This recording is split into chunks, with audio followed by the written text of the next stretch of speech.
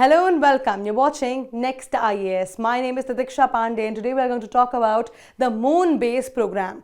तो recently NASA ने इसरो को invite किया है उसके moon base program में participate करने के लिए. So let's quickly deep dive कि क्या इस पूरे topic का के अंदर है.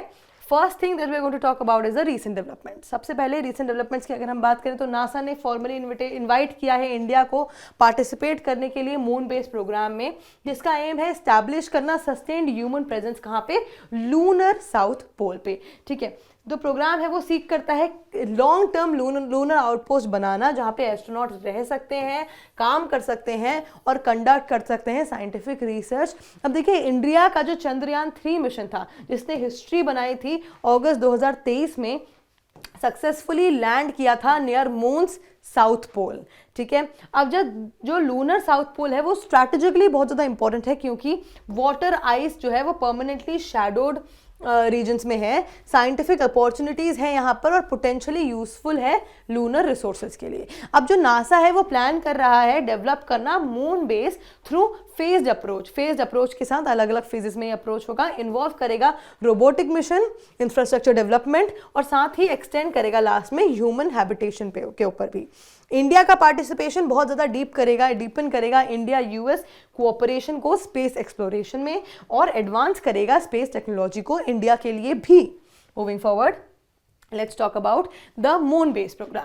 अब मून बेस प्रोग्राम क्या है उसके बारे में जान लेते हैं. जो मून बेस प्रोग्राम है वो एम करता है एस्टैब्लिश करना सस्टेन्ड ह्यूमन प्रेजेंस, मतलब ये ऐसा प्रोग्राम है जो अलग अलग फेजेस में कंडक्ट किया जाएगा और इसका जो मेन एम है वो ये है कि ताकि ह्यूमंस लूनर बेस पे रह सकें, काम कर सकें और रिसर्च कर सकें. ठीक है, अब it is developed gradually through crude and uncrude missions.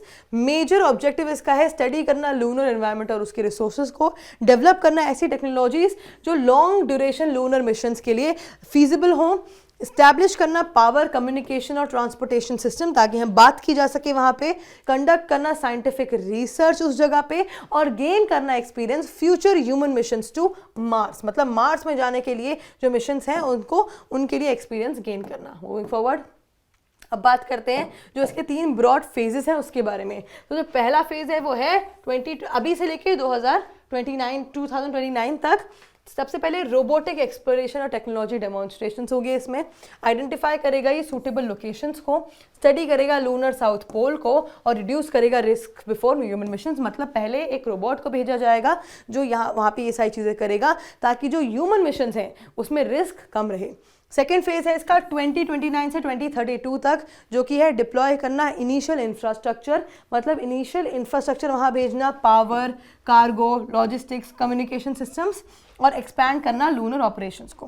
Third phase last में है इसका 2032 से बढ़कर जब तक हो सके development of permanent lunar outpost, एक परमानेंट लूनर आउटपोस्ट बनाना जहाँ पे लोग रह सकें, रिसर्च कर सकें, हैबिटेट्स, पावर, कम्युनिकेशन और ट्रांसपोर्टेशन सिस्टम बनाना और एस्ट्रोनॉट्स को वहाँ पे रहना, काम करना मून के एक्सटेंडेड पीरियड्स के लिए.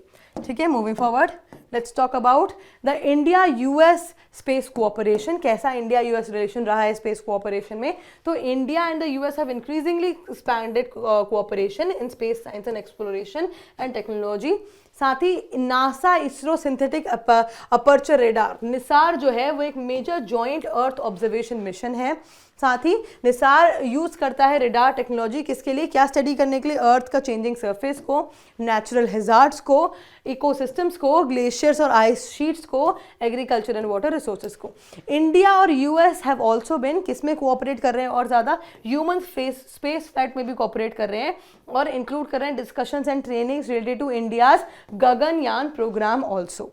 ठीक है, India US initiative on critical and emerging technology has strengthened cooperation in advance and emerging technologies. साथ ही कोऑपरेशन जो है वो स्पेस में रिफ्लेक्ट कर रहा है broader India US strategic partnership को भी. सो And this was all about it. Now let's talk about ISRO and the India's lunar exploration. ISRO की अगर हम बात करें तो ISRO है इंडियन स्पेस रिसर्च ऑर्गेनाइजेशन, जो कि इंडिया का नेशनल स्पेस एजेंसी है. साथ ही इंडिया ने डेवलप किया है सिग्निफिकेंट कैपेबिलिटीज किसमें, लूनर एक्सप्लोरेशन में थ्रू चंद्रयान प्रोग्राम.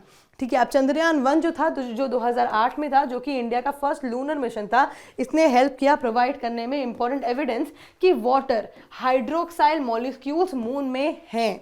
नंबर 2, जो हमारा चंद्रयान 2 मिशन था 2019 में, वो इंक्लूड करता है ऑर्बिटर, लैंडर एंड रोवर को, और जो लैंडर है वो अचीव नहीं किया जा सका, अचीव नहीं कर पाया soft landing, but the orbiter continues to provide valuable scientific data.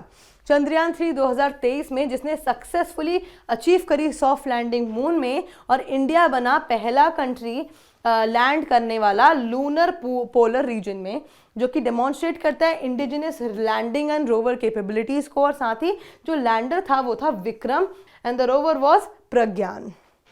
ठीक है, so this was all about the moon based program. Now let's talk about the MCQ for revision. Let's see who will be able to answer this question. Consider the following statements regarding the moon based program. Number 1, it aims to establish a sustained human presence near moon's south pole. Number 2, India's Chandrayaan 3 mission successfully landed near the lunar south pole. Number 3, the program is planned to be developed through a phased approach involving robotic and crewed missions. Number 4, its long term objective include करता है preparing for future human exploration of Mars. तो कौन सी statement इसमें सही है? A 1 and 2 only, B 1 2 and 3 only, C 1 3 and 4 only, D 1 2 3 4 all are correct. Do let me know whichever option you feel is the right one, A, B, C or D, in the comment section below. And that is it for today. I will see you in another deep dive video. Until then, bye bye, take care.